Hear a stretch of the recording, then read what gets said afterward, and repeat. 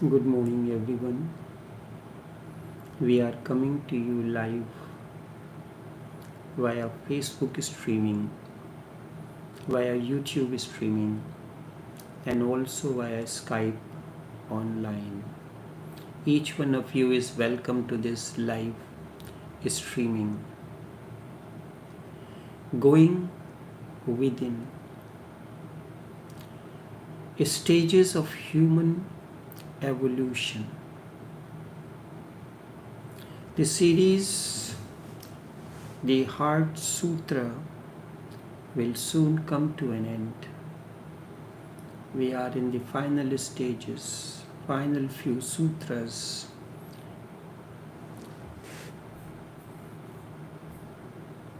Therefore, one should know the Prajna Paramita as the great spell, the spell of great knowledge, the utmost spell, the unequaled spell, allayer of all suffering in truth. For what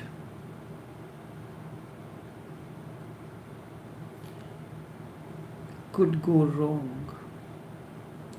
By the Prajna Paramita has this spell been delivered. It runs like this: gone, gone, gone beyond, gone altogether beyond. Oh, what an awakening! All hail. This completes the heart of perfect wisdom. For what could go wrong? In existence, nothing goes wrong. What we consider as wrong is our ignorance.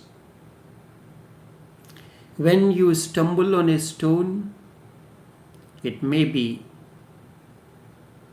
wrong, but the stone can become the stepping stone to cross over to the other side.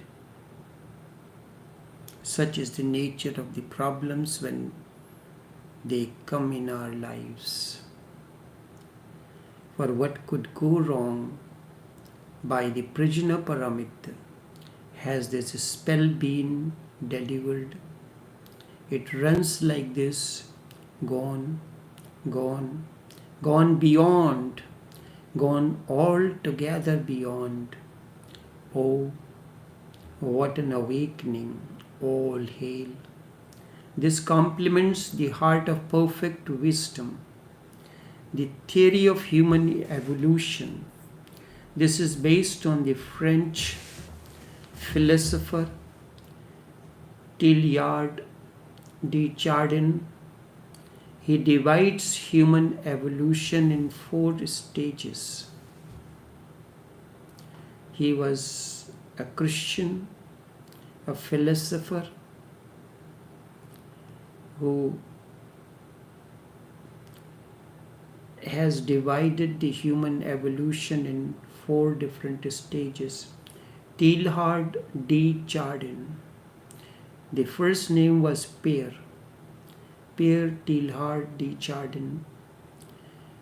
The 4 stages that he calls: the first is geosphere, the second is biosphere, third is noosphere, and the last is Christosphere. He has blended Christianity and modern science in his analysis. These 4 stages are immensely significant, but these have to be understood. Understanding them will help you to understand the climax of the Heart Sutra. Geosphere is the first. It is the state of consciousness which is absolutely asleep, the state of matter. Matter is unconsciousness asleep. Matter is against consciousness. Matter is a state of consciousness when it is asleep, not yet awakened. A rock is a sleeping Buddha. This is the first stage, a state of total unconsciousness. One day or the other, rock is going to become a Buddha. These are the two stages. The first stage is absolutely asleep, the stone stage. The last, the final, is a totally awakened stage. That is why we make the statues out of stone, to connect the two stages, the beginning and the final. You are asleep and you have to attain to Buddha's awakening. When Hindus decided to make these sculptures out of stone, it was out of deep understanding. To symbolize is not like Buddha is sitting there, the statue is Buddha. It symbolizes the growth of human consciousness from matter to consciousness. From the stone symbolizes the state where you are now, completely asleep. You are like a sleepwalker, doing everything unconsciously. And Buddha allows the things to happen consciously. Even if something wrong is going to happen, which you consider as wrong, he is aware of it. It has to slip out of his hand. Just as a snake changes its outer skin when it is not needed, actions are like that. The dried leaves that are no more needed on the tree of consciousness. These two stages. One is the beginning, the unconscious, the asleep. The other is totally awakened. Rock is a sleeping Buddha. And one day or the other, rock is going to be a Buddha. These are the two stages. That is why Hindus have wisely chosen stone to create sculptures, to symbolize. Each Buddha symbolizes absolute prajna paramita, the absolute consciousness, the total evolution, the flowering. In the same way, he represents something. In the same way, each of the Hindu gods symbolize something. And for you to remember that, to remind you each moment that this particular deity symbolizes a particular use, particular manifestation of the divine current or consciousness. Just as in your house you have electric stove, you have computer, you have the air conditioner, all of them work on one principle, the electric consciousness. But each symbolizes a different, manifests a different quality. And you remember, whenever you have to make a cup of tea, you do not go to your computer and make a cup of tea or take the image of the cup of tea and drink it and feel satiated. Or you go to the air conditioner to check your emails. A specific instrument is designed for a specific purpose.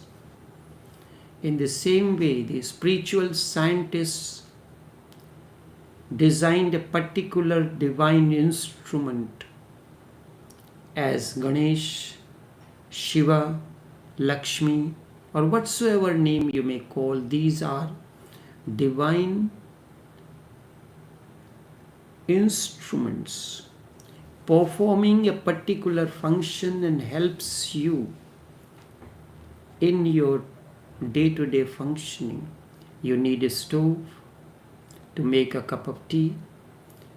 You have to come to your room, turn on your AC, and then turn on your laptop to check your emails. All three are simultaneously utilized. No wise or unwise man, no Hindu or Muslim or people of other faiths who criticize Hindus for their number of gods and goddesses ever question, why do I have to use electric stove, laptop, air conditioner, all working on electric current? It requires a deep understanding. This is what is Prajna Paramita. I am not favor of religion, I am in favor of religiousness, religiosity, to bring you a deeper understanding. Life should be a harmony. You have to know that if something is existing, if Hindus have developed something, those people were not foolish.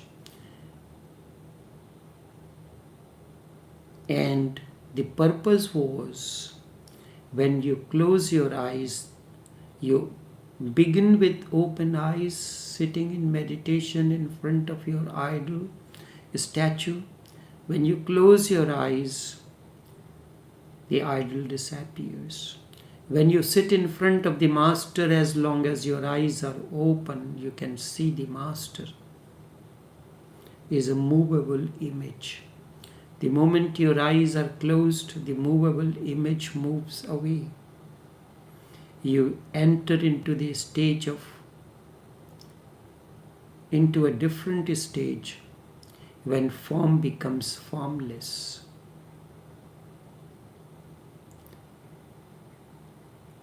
Holy Prophet or the Sufis not allowing their images to be taken symbolizes this stage, that you have to understand that ultimately one has to reach the formless stage. One has to teach. When you go and buy a book for an infant, the number of letters are bigger and there is image also. A for apple, there is an image of apple and a letter A is written in a very big font. As the child grows, he comes to the second standard, third or fourth. The size of the images starts disappearing. Then the size of the font begins to reduce. And ultimately all the images, the colorful images vanish and there remains only black and white letters. Now, the size of the font you can increase depending on your eyesight.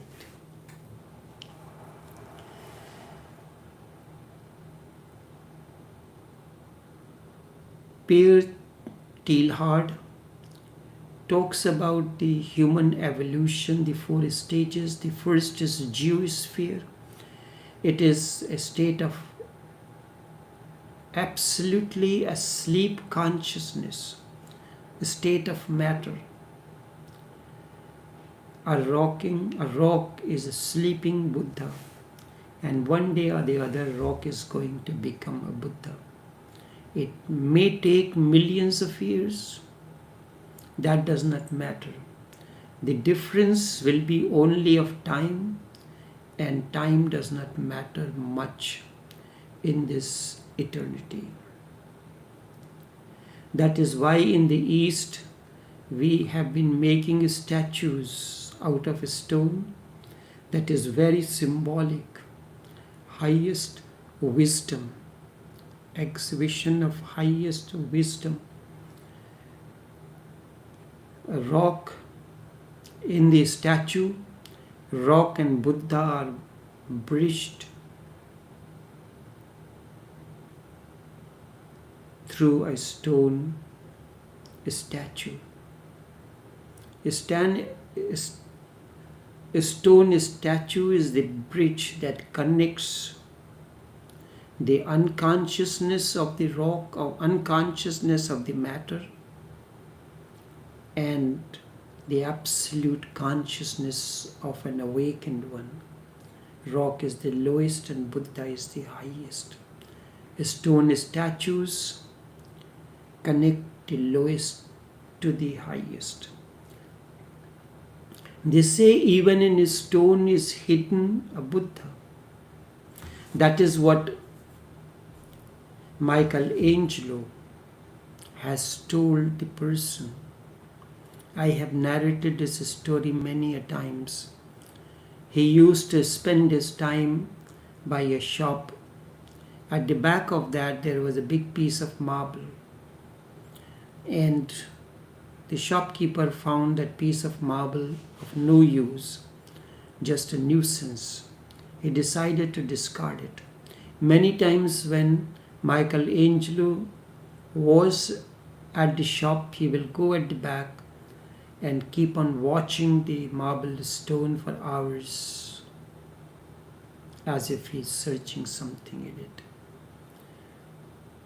So it happened that the stone was transported to Michelangelo's place. It took some time, and he created the sculpture of Jesus when his body was brought down from the cross and it rested on the lap of Mary. He asked the shopkeeper to visit his house as he wanted to show him something. And when he saw the tears begin to flow out of the shopkeeper, he asked, "How did you do it?" The answer that Michelangelo gave is beautiful answer. He said, this statue was hidden in this piece of marble. I simply chiseled out the unconscious. That is why it is said that a stone is nothing else but Buddha.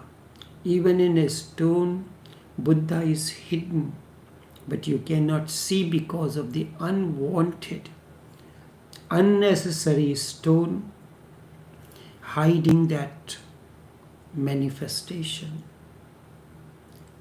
So too, you have many unwanted things around your consciousness. Your greed, your anger, your frustration, and so many things. The list is a long one. The stone statue says Buddha is nothing but the rock come to manifestation.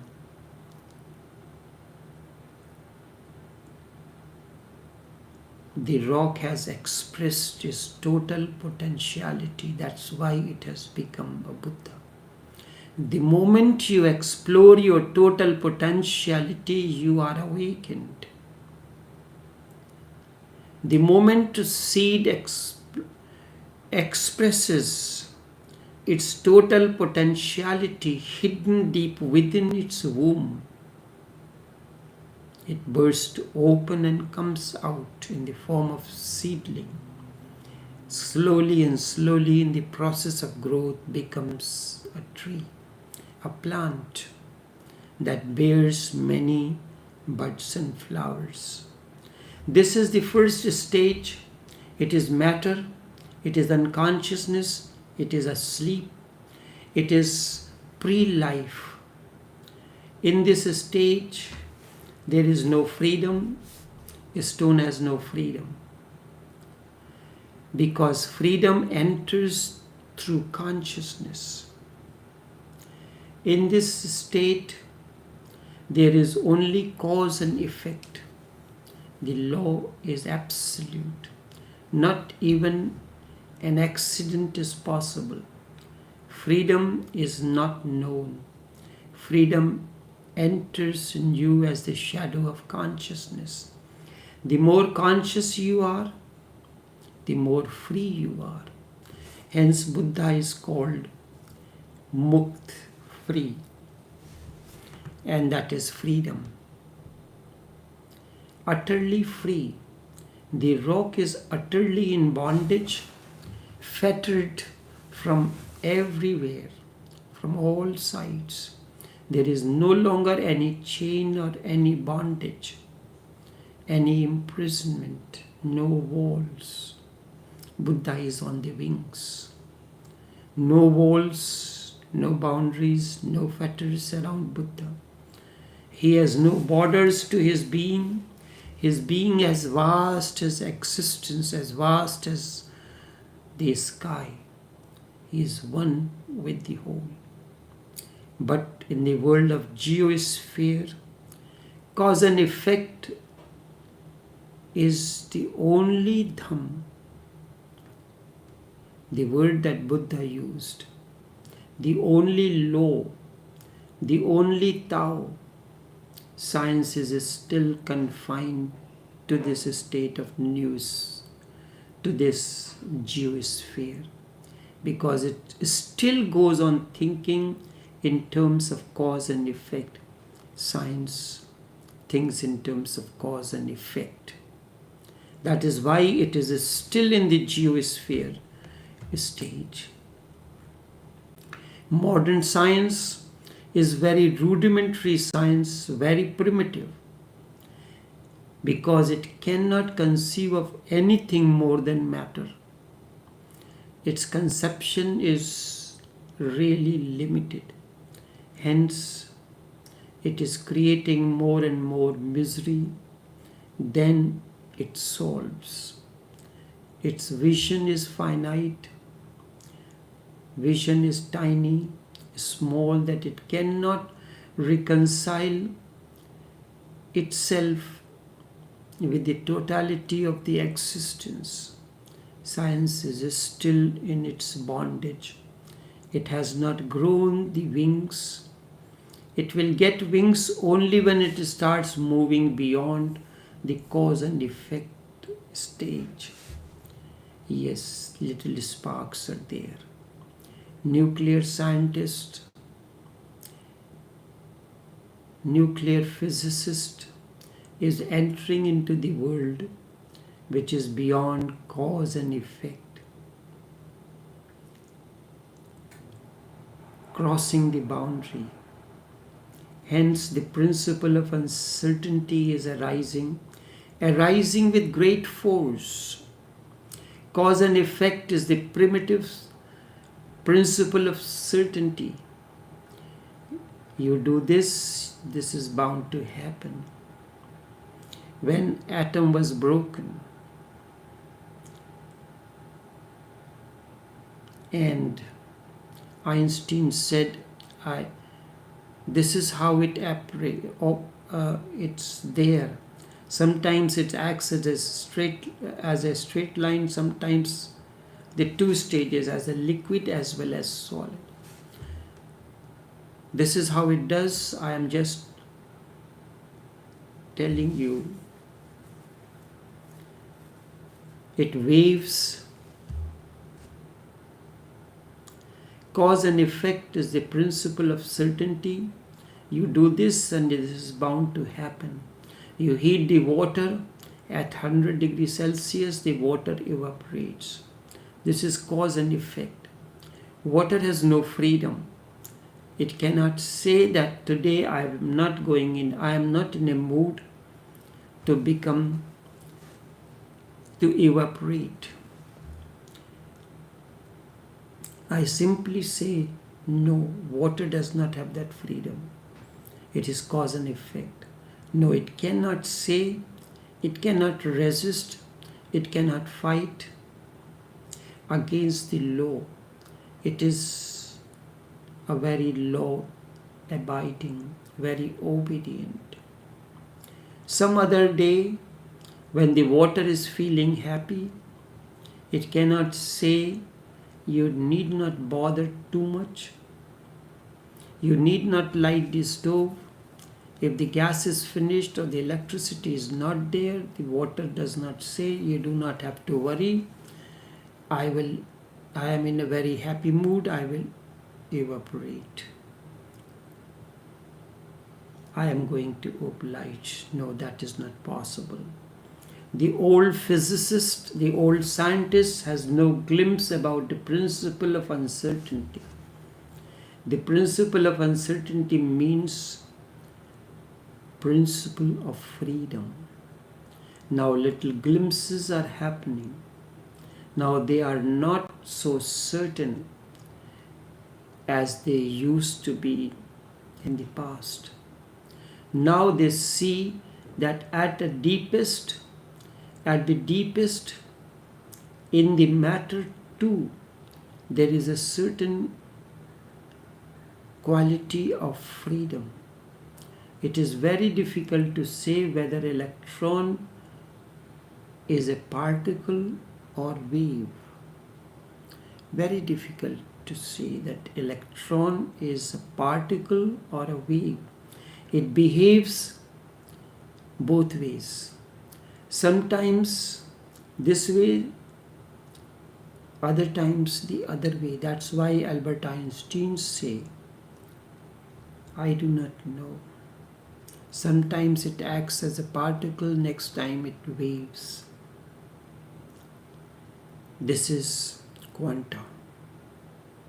It is very difficult to say when the electron will act as wave and when it will act as particle. There is no way to predict it. No way to predict it. It is a quantum. And not only that, its freedom is such that sometimes simultaneously it acts as a wave as well as particle. It is utterly impossible. That is why the Hindus made their statues out of stone. It acts as both. It is, this stone statue bridges these two stages of consciousness, the unconsciousness of the stone and the awakening of a Buddha. Two stages. Your beginning and your final stage. Your seed stage and your flowering stage, the ultimate flowering. And it is not that now 10 o'clock the atom will act as particle and 10:30 it will act as wave. Sometimes it happens simultaneously. It is waving and particling both. It is utterly impossible for the old scientists even to conceive or understand. Aristotle was not able to understand it. Newton would not be able to understand it. It is impossible to see. That is saying that sometimes it behaves like a line and a dot. Sometimes it is illogical. How can something behave like a dot and a straight line both. Either it can act as a straight line or a dot. Either it is line or a dot. But now the scientists are beginning to have that glimpse, the innermost core of matter. In a very roundabout way, they are stumbling on one of the greatest factors of life, freedom. The matter has freedom to act as a dot and as a line, as particle and as a wave. It waves. Consciousness waves. In a very roundabout manner, they are stumbling upon the greatest factors of life, the freedom. But in Jewish sphere, it does not exist. This is absolute sleep, sushupti. The first stage that Hindus call as susupti.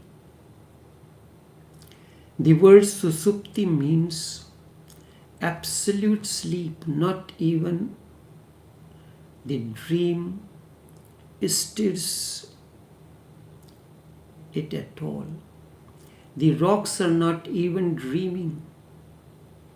They cannot dream.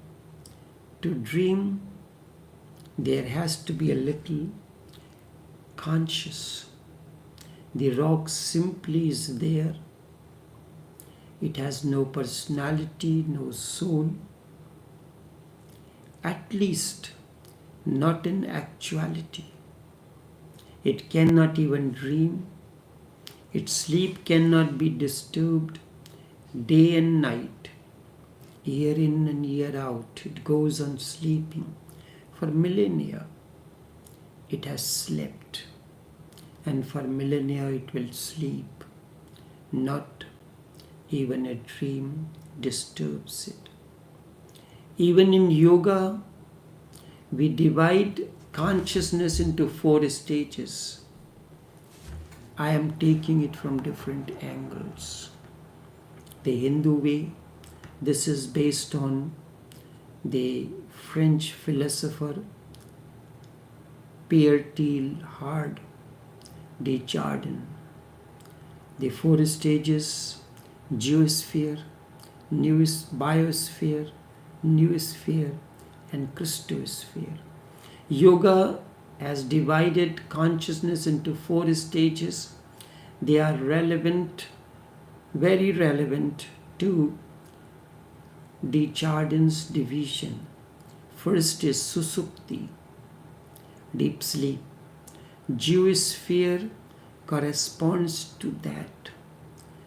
It is more like death than life.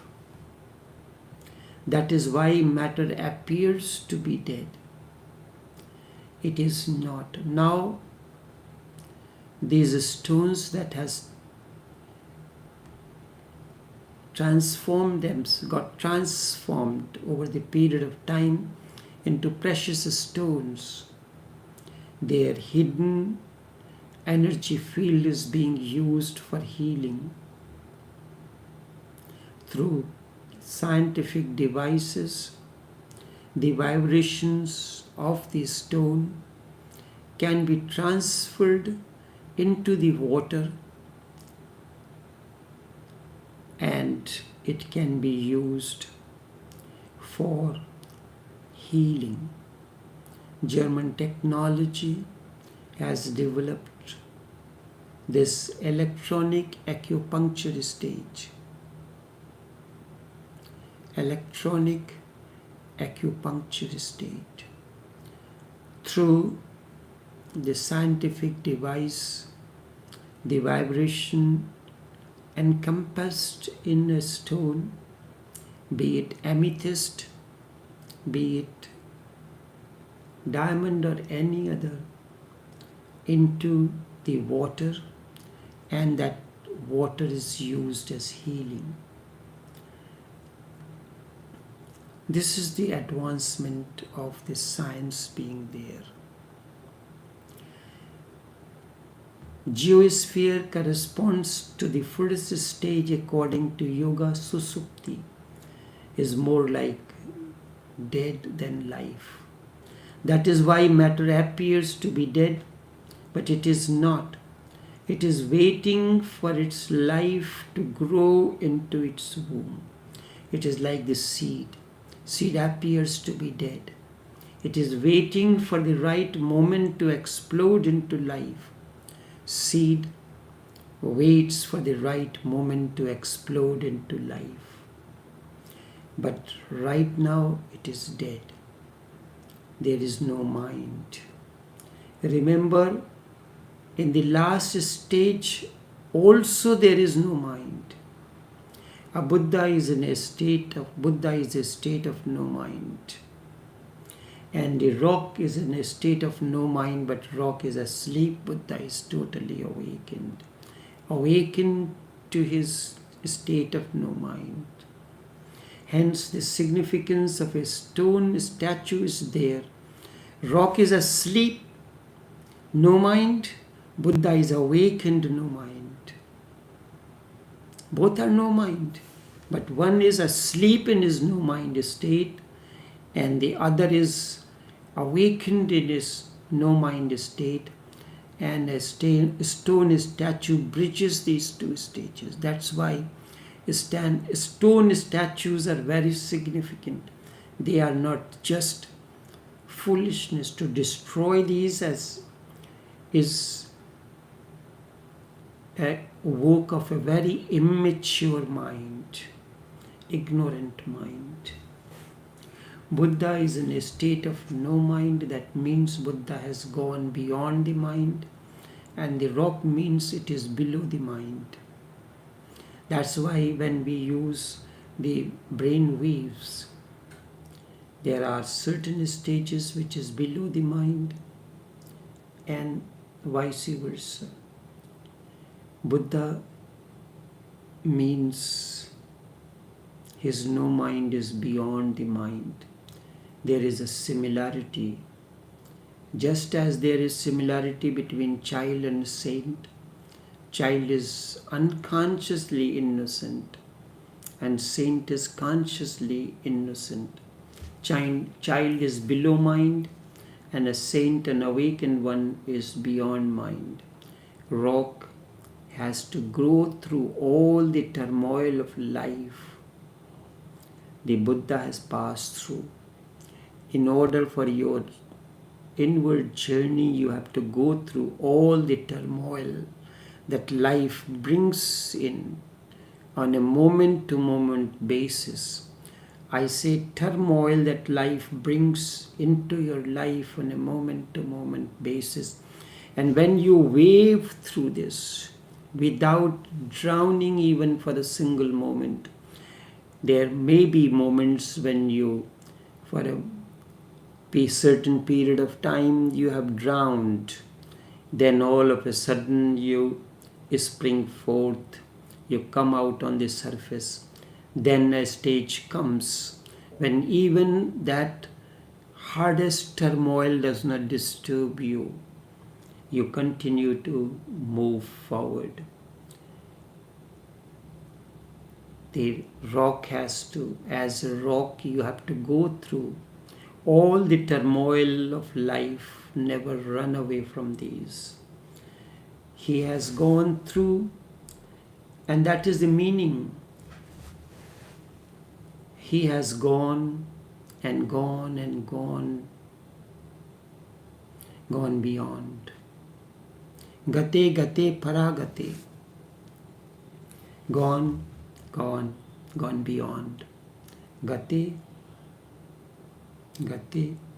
paragate, beyond. Utterly beyond. There is similarity. He once again exists in a state of no mind. He has become fully conscious that mind is not needed.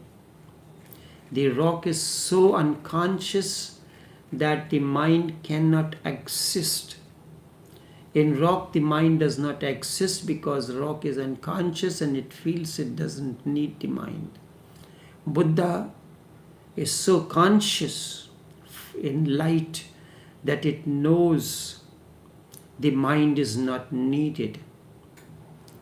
So it has gone beyond mind. Hence, mind is not possible. In Buddha, the consciousness is absolute and mind is not needed. Let me explain this to you. It is one of the most important things to learn and understand. Mind is needed only because you are not conscious. If you are really conscious, then there is insight. There is no thinking. There is a vast difference between insight and thinking. Then you act out of insight. You do not act out of your mind. Mind is not needed then. When you see a thing as true, that very seeing becomes your action. For example, you are in the house. House is on the fire. You see it, but you are not thinking. You simply see it and you jump out of the house. You don't wait, you don't ponder, you don't brood over it, you do not inquire, you do not consult your religious books, you don't go and ask the astrologer or the master, or you do not act on anybody's advice. You have seen it and you jump out of the house. Insight is of that nature. You are coming from an evening walk and just on the road you come across a snake. You do not tell the snake, wait, let me consult my Bible, let me consult what the Holy Prophet has said. If you meet a snake on the road, what should I do? Do you consult? No. You are seeing it. You jump. Before thinking enters, you jump. You do not sing your kalma. You do not chant your mantras. You do not chant your psalms then. You simply, no thinking has come into it. It is out of insight. The great danger is there. Very danger makes you alive, intense, conscious, and you jump out of consciousness. It is a no mind jump. But these moments are rare in your life because you are not yet ready to live your life totally conscious. You are not ready to live your consciousness intensely and totally. For Buddha, this is the normal way. He lives so totally that mind is not needed. He never consults the mind. The first stage is geosphere. It is unconscious, no mind stage. Only this much for this morning until we go into the next stage.